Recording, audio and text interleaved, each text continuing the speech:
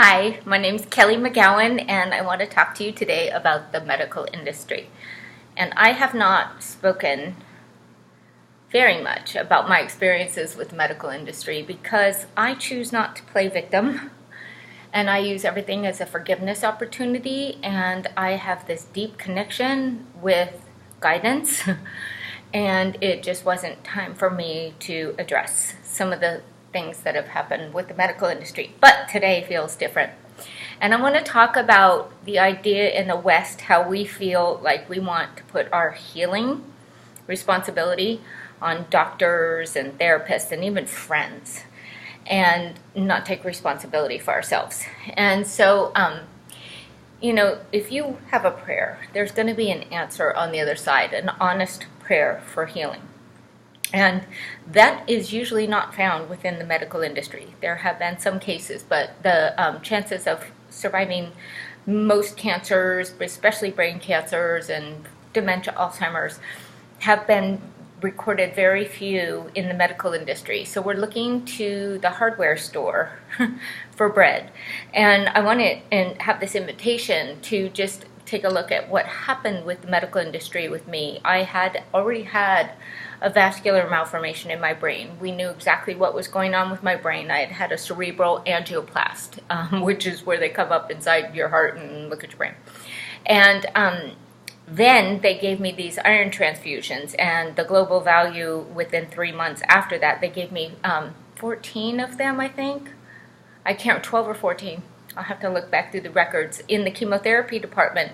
And as they gave them to me, my lip would open up and start bleeding, and I started having all these reactions. Then they started giving me bags of Benadryl, and that all causes dementia. So they took me from level 7 in ferritin up to over 600 or 800. I'm going to have to look through the records, but astronomical. When we Googled it, it said brain damage. Within 3 months, I didn't know how to talk, and I was crazy with all the symptoms of behavioral variant frontal temporal dementia, with just violent and anger, and my hands wouldn't work, and I started getting all the symptoms from ALS, the muscle fasciculations, and lost use of my body, and choking and aspirating, and so on and so forth. So I went to the medical industry with no symptoms, just maybe a few symptoms, but just concern over this vascular malformation in my brain. And they said it was pretty much benign. Well, we don't know if it was benign or if it was actually that it blew up. But what we do know is that it was stable at the time they saw that, and they said that it's going to be fine. So then after that, it was still stable on my next MRIs and all of my contrast MRIs and so on and so forth. It didn't seem to change at all, but all of a sudden I had the global value of my brain shrunk, and I had dementia in both frontal lobes, both temporal lobes, and the cerebellum. And this was hard and dirty and ugly and fast. And I started detoxing and getting the iron out of my body naturally on my own. If I was left to the medical industry after that to be helped, it was after the doctor, the head of the neuropsych department, had changed all my medical records because I pissed her off. And I was really mad because she canceled my appointment 3 times to get the results after 14 hours of neuropsych testing. 3 times where my daughter had to reschedule all her clients and move her day again as a single young mom hairdresser. So we work with our hands. We only make what we bring in. I'm already not working because I caught myself on fire, 3rd-degree burns on my hands.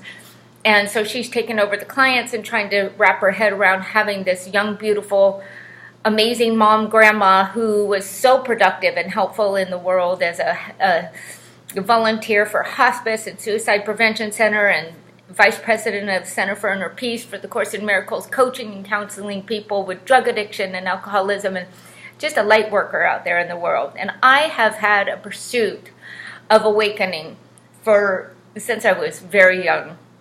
And I gave up a lot of the material world that I was very successful with, and I gave up a lot of the flashy high society lifestyle that I was born into to put cash in the chips. It was like letting go of Barbies. I was ready to ride horses, they were making me happier. And so I just really wanted to serve humanity and focus on my deep philosophical and physical, mental, emotional pursuit on awakening and enlightenment, embodying divine light and wisdom. So I decided that this path that I was suddenly given must be my perfect path, or I wouldn't be on it. And I took it on without, I like how this plant looks like some weird hair behind my head. Took it on behind the idea that I'm connected and this has a higher purpose. So I've helped so many families with dementia and people that are freshly diagnosed, and not to mention my history and 30 years of working with drug addiction and alcoholism and suicide prevention center and hospice and all that stuff. So there I am, just embracing the path. But now I want to talk about the ramifications of the medical industry, because my best friend, I have two that got cancer. One got reoccurrent cancer at the same time I did, and she refused treatment. She's an obstinate patient, kind of like me. And she handled it on her own, and she's still alive and well and has been, all over the world. Just she and I both celebrated our death day like 3 years ago together in Hawaii. And she's been living a life. And it's hard. We both have been in a lot of pain, and we have a really weird, we have totally different diseases, labels, but we both have the same spirit where it's not who we are, it doesn't define us, and yes, we're compassionate and we help a lot of people in that arena, and there's hope and there's healing, and that's the end of the story. So that's the life I live, and I'm deeply involved with helping people all over the world to understand that you can and are your own doctor. Hippocrates has said it since the beginning of time. It's like not a surprise that our mind can rearrange everything inside our bodies. Joe Dispenza's been doing, his stuff forever, which is just basically based on Qigong. He's good friends with Braden, who did the interview at the Jinan Qigong Hospital that showed the tumor just shrinking. So anyway, his ideas are not new. They're just, he's delivering them very well to the public, and that's great. So the reason why I'm bringing this up right now is because, last January, after going to New Mexico and assisting in a retreat where somebody had an infectious disease, or I got the Hantavirus, I was cleaning all the mats and everything, and so I ended up getting some sort of serious Hantavirus type symptoms. I had all the symptoms to Hantavirus, which mice had in New Mexico at the time, and people died. Like, they don't come out of the hospital.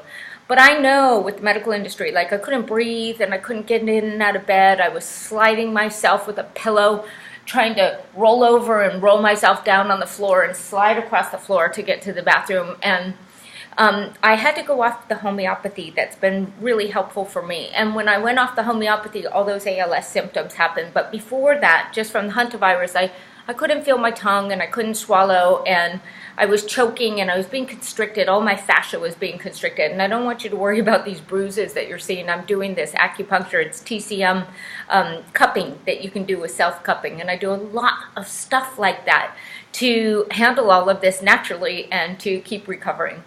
So I love this pursuit and this journey of this divine crumb trail, that when I'm really asking, I really get the answers that are right for me. Someone comes along and says, hey, try cupping, or someone comes along. But when I went through this Hantavirus thing, I couldn't even pick up the phone. I didn't even know how to communicate. And I was just screaming at people, and I was totally that crazy frontal lady that when I was going back and forth to Kaiser for the test, and my liver enzymes were so bad, and they put me on antibiotics to start with, and I started projectile vomiting. So long story short, I'm trying to go fast because it's just a quick YouTube. But I was guided. Like, I needed to triage. So, like, the first thing I knew I needed to do was be able to figure out how to taste and swallow again. And so I got guidance, and I followed those directions. And slowly but surely, I've detoxed and recovered almost everything from that episode last January, except my hands are still a little inflamed, and they're improving all the time. But I'm going to get my jewelry back on by, I don't know when, but I know I'm going to get my jewelry back on. And the people that died, they were treated with these antibiotics, and I did it all naturally. And so the invitation here is that, I had been practicing this form of Qigong for 5 years. Every day I was doing the same repetitions of things and advancing through. I did the whole curriculum, the entire 7-year program. But then this minge weight community came in, and the idea was that we over-practiced, and we burned a hole in consciousness and the whole practice idea. And honestly, just with holding my arms up, I was having much more blockages because of the dementia and the temporal lobe and the eustachian and the neck being so tweaked out, missing tendons and so on and so forth. That wasn't good for me anymore. It was great practice in the beginning to get the screeching and the ringing in my head to come down, and to quit falling down, and to get the feet to fire up a bit, and just to have a beautiful, loving family and community of all these hundreds of people that really had a purpose, and to bring good information to the world that's real healing. And lots of doctors started attending our groups and gatherings, and they were saying, you're helping my wife when I can't help her, and things like that. So, this is really fair, good medicine. But then my best friend got cancer, and he did one chemotherapy appointment, and he was dead. And I've seen more people in the medical industry get chop sueyed and not have. Now, all of these close people that I'm close with are dead. My best friend, my dad, just so many people, because they went with the Western medical model and they didn't live. And I've outlived them, and I had the worst, most aggressive, fatal diagnosis back, in 2012. So the bottom line is that my best friend, who's head charge nurse of infectious disease at UCSF for 30 years, has been telling me, because she's heard what the doctors did to me, that they switched my records and so on and so forth, and I hired an ombudsman, and it all got sorted out, so to speak. But I never sued her, and I didn't have the energy or the time at that time to go into the negativity, but I'm calling her on it every single day to get accountable for what she did. She thought that I was going to have dementia and never be able to talk. Well, I'm going to expose the whole situation. The entire medical industry is a crock. I can see that they're helpful with some diagnostic stuff, and I'm not saying don't use your doctors. I'm not giving you any advice, but I'm telling you my experience is from watching the way it plays out with everyone I know, as opposed to watching you learn how to really heal yourself through Yin and Qigong and through your mind and through consciousness, that it's a system that makes money on you being sick. And it's a system that makes money on pharma that's tested by the colleges that are all funded and crooked and all of this stuff. They throw out the test when it doesn't show their favor. So they just, say there's no funding for that. And then this is their answer. It's crooked.